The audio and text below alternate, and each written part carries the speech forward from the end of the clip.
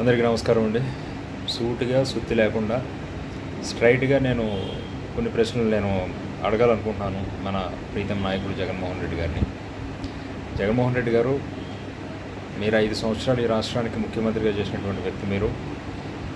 So ఈరోజు ప్రతిపక్షంలో ఉండి చాలా ధైర్యంగా, చాలా ప్రజాస్వామిక పద్ధతిలో రప్ప నరికేస్తాం, రేపు నేను అధికారంలోకి వస్తే మొత్తం ఊచకోత కోసేస్తానని చెప్పి స్వయంగా మీరే స్టేట్మెంట్లు ఇచ్చేటటువంటి పరిస్థితి. సరే, ఇవన్నీ రాజకీయ కారణాలన్నీ, రాజకీయ మీ యొక్క స్ట్రాటజీస్ అన్నీ పక్కన పెడితే, మద్యం కుంభకోణానికి సంబంధించి మీరు అధికారంలో ఉన్న 5 సంవత్సరాలు అసలు ఏం జరిగింది?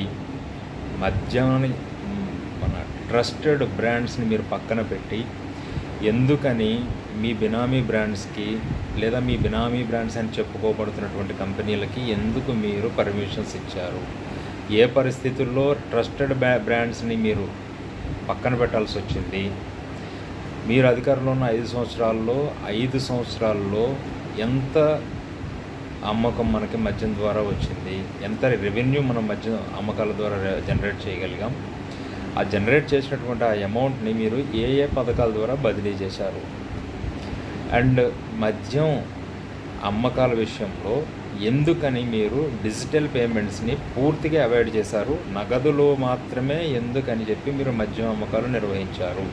మీరు అధికారంలో ఉన్న 5 సంవత్సరాలు ఏదైతే మీరు కొత్త పాలసీ తీసుకుని వచ్చారో, ఆ తీసుకొచ్చిన దగ్గర నుంచి 2020 నుంచి కూడా మీరు అధికారంలో ఉన్న కాలం అంతా కూడా ఎందుకోసం అని చెప్పి డిజిటల్ పేమెంట్స్ని మీరు అవాయిడ్ చేయడం జరిగింది మద్యం అమ్మకాల విషయంలో? ఎందుకనే ట్రస్టెడ్ బ్రాండ్స్ని మీరు అవాయిడ్ చేయాల్సి వచ్చింది?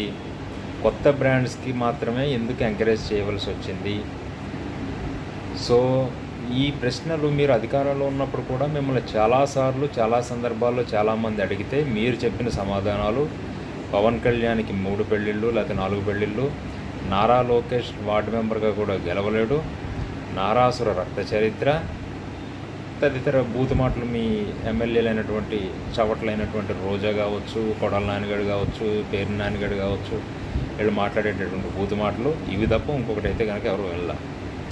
సో ఒక సామాన్యుడిగా నేను అడుగుతున్నాను, తెలుసుకుందామని చెప్పి, పాపాల మిథున్ రెడ్డి ఏ కారణం వల్ల అరెస్ట్ అయ్యాడు? నిజంగా ఈ మద్యం కుంభకోణంలో పాపాల మిథున్ రెడ్డికి తన పాపం ప్రమేయం ఉందా లేదా?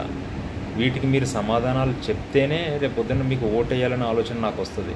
వీటికి మీరు సమాధానాలు చెప్పకుండా వస్తానంటే మాత్రం మీరు రాజకీయాల్లో ఉంటేనే మాకు భయం వేస్తుంది. జై హింద్.